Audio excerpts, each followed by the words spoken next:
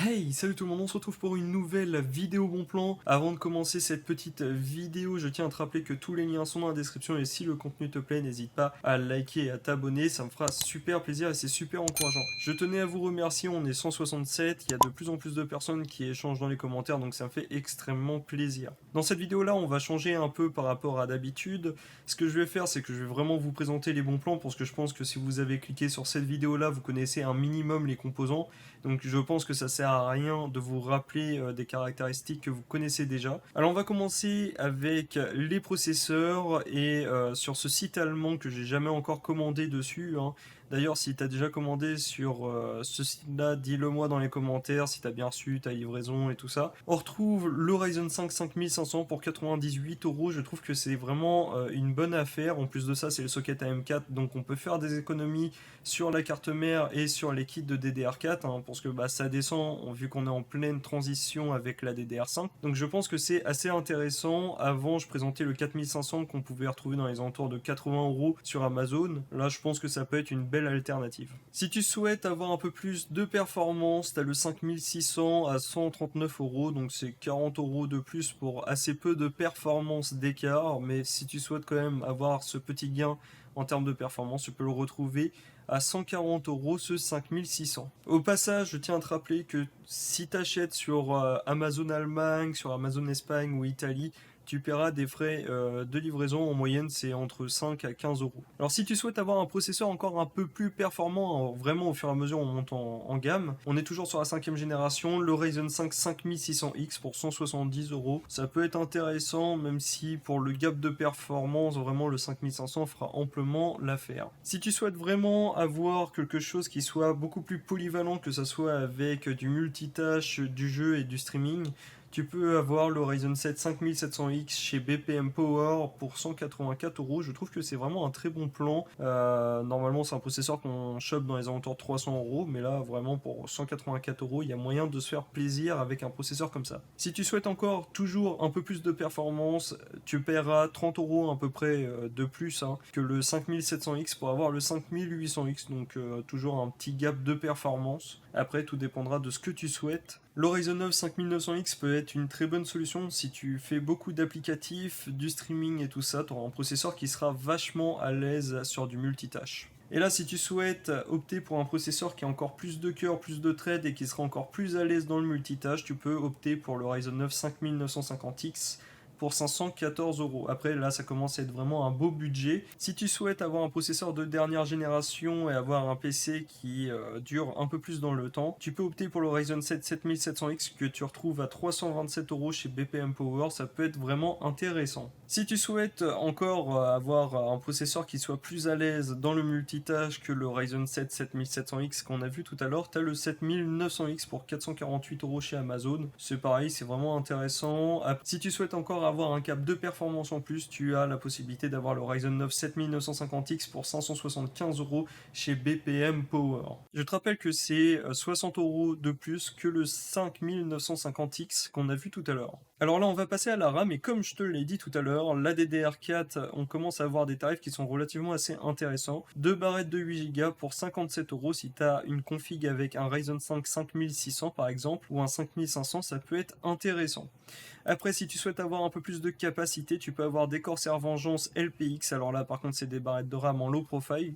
Ça peut être intéressant si tu as un ventirad qui dépasse sur les slots de tes barrettes de RAM, ou même si tout simplement tu t'en fous un peu du RGB. Si tu souhaites avoir un peu de RGB pour illuminer ton boîtier, tu as les Corsair Vengeance RGB de deuxième génération, enfin c'est les RT. Tu as deux barrettes de 16 Go, cadence à 3600 MHz pour 111 € chez Amazon. Alors je te remets un bon plan que j'ai déjà présenté dans d'autres vidéos, c'est un bundle avec deux barrettes de 16 Go de Corsair Vengeance plus un SSD de chez Corsair, le MP600GS de 1 Tera. Ça peut être sympa si tu mets ça dans une petite config abordable, comme par exemple avec le 5500 qu'on a vu tout à l'heure. Si tu as opté pour un processeur de dernière génération, que ce soit chez Intel ou AMD, et que du coup tu es obligé de mettre de la DDR5, enfin en fonction de la carte mère que tu prends bien sûr, tu as les Corsair Vengeance 2 barrettes de 16 Go pour 130 € chez Rue du Commerce. Alors il y a une petite carte mère que je voulais vous présenter parce qu'il n'y a pas beaucoup de promotions en ce moment sur les cartes mères ou sur les processeurs de chez Intel, donc je pense que même les petites économies sont toujours la bienvenue. Je te propose l'Asus TUF Gaming B660 Plus qui est à 180 €, c'est 9%, donc tu économises à peu près 20 €. Ça peut être sympa si tu optes pour un processeur Intel de 12e ou 13e génération. On va passer aux cartes graphiques et on retrouve la A770 de chez Intel à 371 €. Je pense que ça peut être une bonne carte graphique pour pouvoir jouer en 1440p. Si tu mets ça avec un petit Ryzen 5 5500, ça peut faire une config abordable. Alors là, comme tu vas le voir, je vais te présenter pas mal de déclinaisons de la RX 7900 XT de chez XFX. On va commencer avec un modèle MBA, donc c'est le modèle avec le système de refroidissement présenté par AMD. On retrouve à 850 €. Ça peut être intéressant, par contre là, si tu souhaites faire un peu d'overclocking pour gagner quelques FPS et chercher une 4080, ça va être un peu compliqué étant donné que le système de refroidissement n'est pas assez conséquent et c'est dommage, et c'est pour ça que je te conseille de prendre une version custom si tu souhaites faire de l'overclocking et chercher des 4080. Mais sache que tu la retrouves à 850 € et c'est quand même relativement assez intéressant, et c'est bien plus intéressant au niveau rapport prix-performance que les cartes graphiques de chez Nvidia. Alors je te préviens, hein, je dis pas ça parce que j'apprécie quand même AMD. Je choisis mes composants en fonction du meilleur rapport prix-performance pour ce que je suis prêt à mettre dedans. Si tu souhaites une version custom, alors certes elle est pas très belle, mais si tu recherches avant tout les performances, tu peux retrouver la RX 7900 XT, la Speedster de chez XFX, donc avec un refroidissement custom. Là tu pourras éventuellement faire un petit overclocking pour aller chercher les 4080. Alors si tu souhaites avoir une RX 7900 XT qui a un léger overclocking d'usine, tu peux opter pour la version Black Gaming de la Speedster que je t'ai déjà présenté tout à l'heure pour 10 € de plus.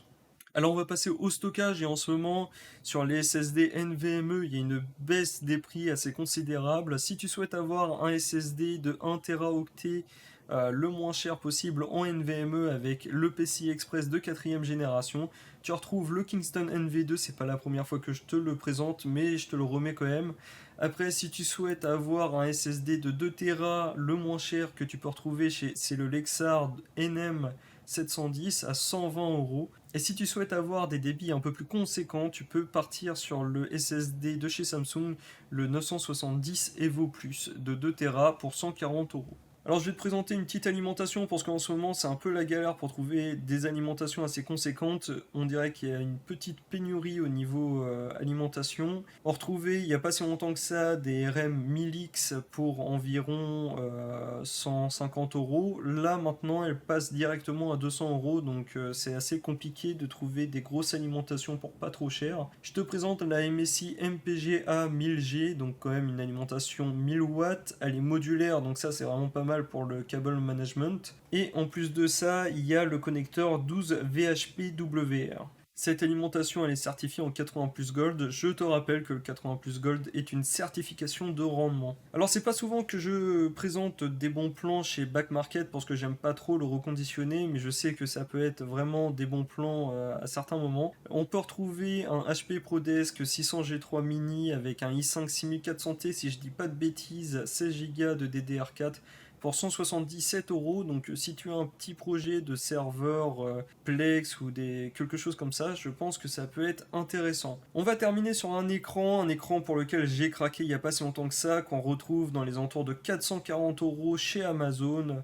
C'est le MSI Optix AG 321 CQR. Enfin, je ne sais pas si ça sert à grand chose de présenter toute la référence. Alors cet écran là, c'est un écran qui est en 32 pouces, qui est 2K. En plus de ça, il est incurvé, il y a un gros taux de rafraîchissement, c'est 165 Hz. Alors cet écran là, je l'ai acheté, je suis en train de le tester actuellement. Donc si tu souhaites voir la vidéo test de cet écran, enfin une fois que je l'aurai monté, donc tout dépendra en fonction du temps que j'ai, et bah je t'invite à t'abonner, à activer la cloche des notifications pour louper aucune de mes vidéos. Sur ce les amis, on se retrouve à la prochaine, allez ciao.